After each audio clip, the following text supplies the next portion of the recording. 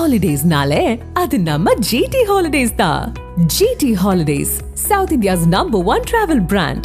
You know you are special when you're with GT Holidays. தமிழகத்தில் பொதுமக்களை பாதிக்கும் hydro carbon திட்டத்துக்கு அரசு அனுமதி வழங்காது என சுற்றுச்சூழல் துறை அமைச்சர் தங்கம் தென்னரசு அறிக்கை வெளியிட்டுள்ளார். இதுகுறித்து தமிழக காங்கிரஸ் கமிட்டியின் சட்டப்பேரவை குழு தலைவர் ராஜேஷ்குமார் நியூஸ் 7 தமிழுக்கு பேட்டியில் தெரிவித்ததை தற்போது பார்க்கலாம். இப்போது நம்முடைய சுற்றுச்சூழல் அமைச்சர் நேற்று அறிக்கை விட்டிருக்கிறார். எந்த சூழலிலும் நாங்கள் அனுமதிக்க மாட்டோம், அது எடுக்க முடியாது என்று சொல்கிறார். அதுலேயும் ஒரு சந்தேகம் இருக்குது. ஏன்னா ஆழ்கடலில் தமிழக அரசுக்கு அதிகாரம் இருக்கிறதா? இதில் மிகப்பெரிய கேள்வி இருக்குது. எந்த சூழல் வந்தாலும் கன்னியாகுமரி மாவட்டத்தில் வர்த்தக துறைமுக முயற்சியை தவிர நாங்கள் அதை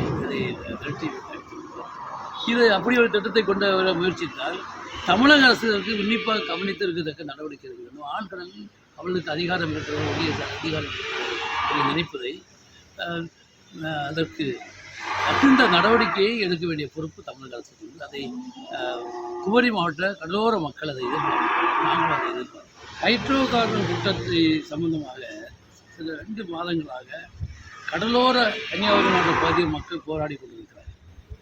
ஏன்னா ஒரு சந்தேகம் இருக்கிறது, ஆழ்கடல் அவர்கள் அதை நிறுவிவிட்டால் அதை எப்படி தமிழக அரசு தடை செய்யும் என்று. ஏன்னா தெளிவுபடுத்த வேண்டிய பொறுப்பு தமிழக அரசுக்கு இருக்கு. நேற்றைக்கு மாண்புமிகு தங்கம் தென்னரசு சுற்றுச்சூழல் அமைச்சர் தெளிவாக சொல்லியிருக்கிறார், நாங்கள் அனுமதிக்க மாட்டோம். அவர்களுக்கு இந்த அதிகாரம் இருக்கிறதா அதை தடை செய்வதற்கு?